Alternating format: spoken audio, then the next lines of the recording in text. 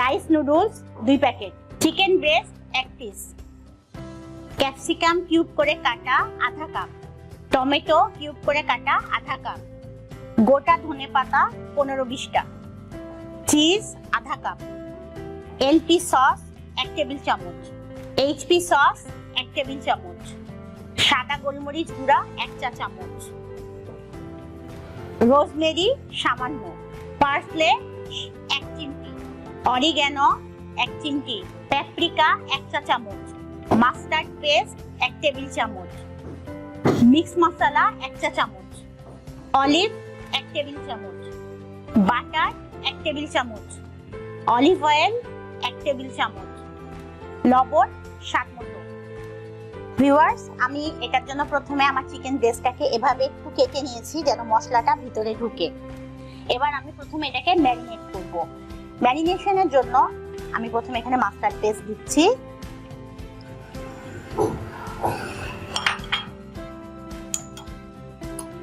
এরপরে একটু মিক্স মশলা দিব,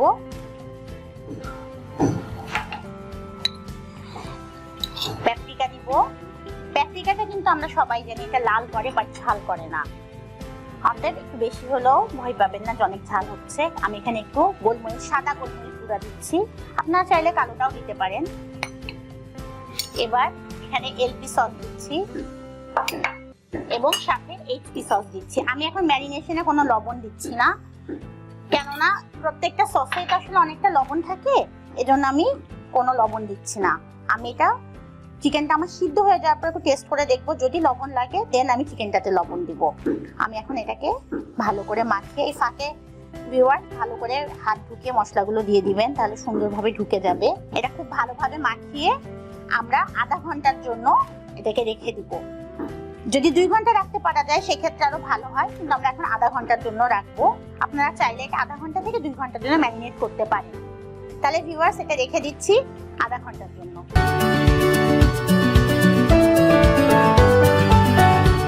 ভিউয়ার্স, আমি চুলাতে প্যানটা গরম দিয়ে দিয়েছি।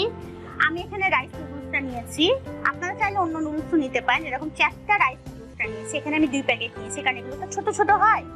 এটার জন্য আমি এটাকে প্রথমে একটু সটে করে নিব। এটার জন্য আমি প্রথমে একটু তেল দিয়ে দিচ্ছি, কারণ এটাতে খুব বেশি তেল লাগবে না। আর সাথে দিব বাটার।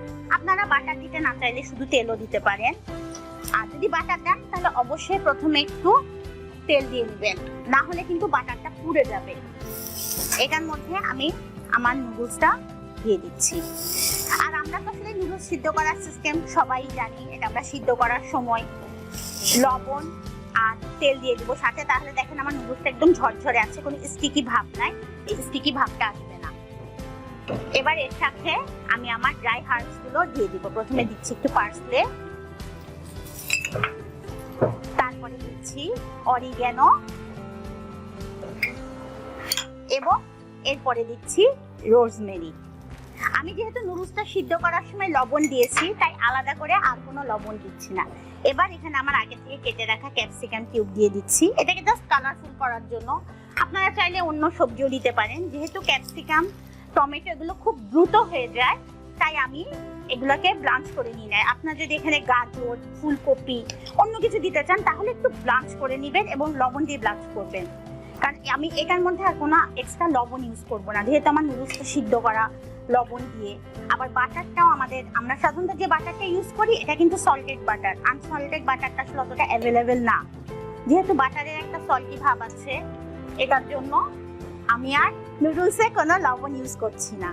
এবং আমি এখানে যে ধনেপাতাটা দিচ্ছি ভিউয়ার্স, এটা কিন্তু আমি কুচিয়ে না, আমি এখন এখানে ফ্রেশ এটাকে হাত দিয়ে ছিঁড়ে দিচ্ছি, তাহলে স্মেলটা আপনারা সুন্দর পাবেন।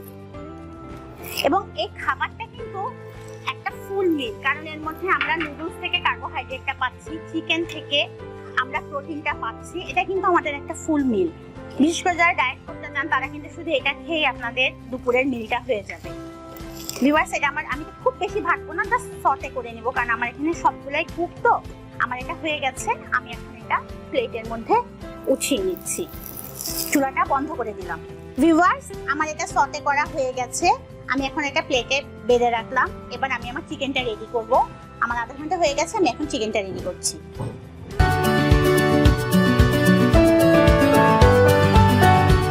ভিউয়ার্স, আমি আমার প্যানটা গরম দিলাম। আমি এখন এর মধ্যে তেল দিচ্ছি এবং সাথে বাটার দিব। আমার চিকেনটা আমি এখন রান্না করব।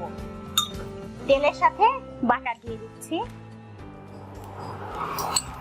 এবারে তেলটা গলে গেলেই, তেল বাটার দুটো গলে গেছে এবং আমার ম্যারিনেট করে রাখা চিকেনটা আমি এখন দিয়ে দিচ্ছি এর মধ্যে।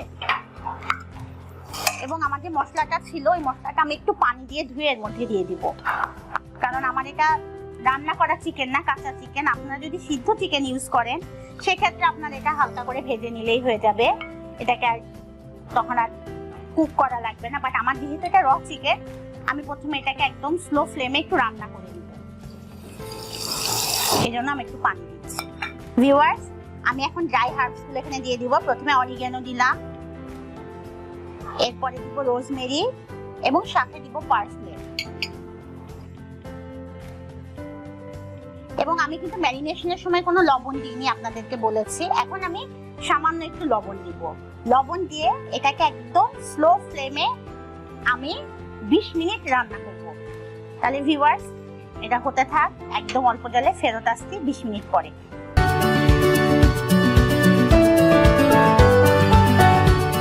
ভিউয়ার্স, আমার চিকেনটা অলমোস্ট ডান হয়ে গেছে। আমি এখন চুলাটা বন্ধ করে দিচ্ছি এবং এটাকে আমার আগে থেকে সতে করে রাখা নুডলসের উপরে আমি দিব। ভিউয়ার্স, আমার এই যে আগে থেকে সতে করে রাখা নুডলসের মাঝখানে আমি চিকেনটা দিয়ে দিলাম।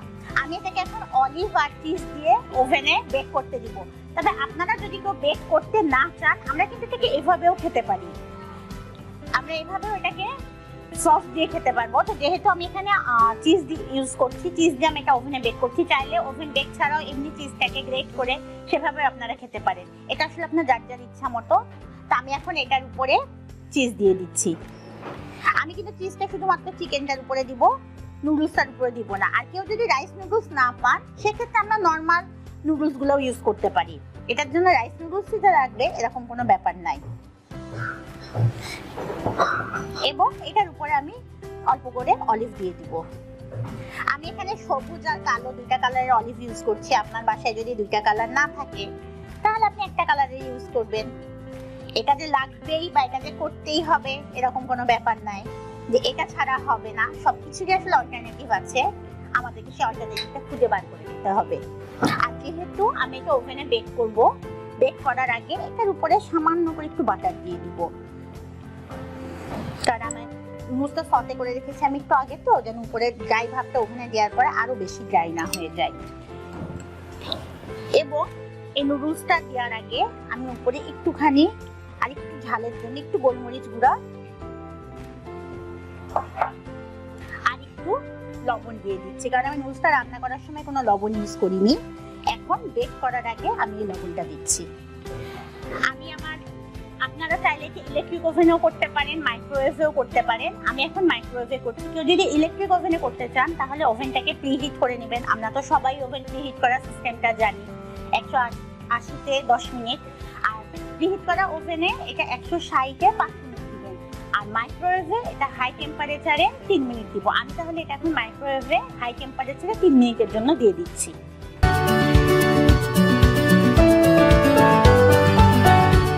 ভিউয়ার্স, আমি ওভেন থেকে বার করে ফেলেছি। দেখেন চিজটা গলে মেল্ট হয়ে গেছে। আপনারা চাইলে এভাবেও পরিবেশন করতে পারেন, অথবা যদি চান চিকেনটাকে কেটে স্লাইস করেও দিতে পারেন।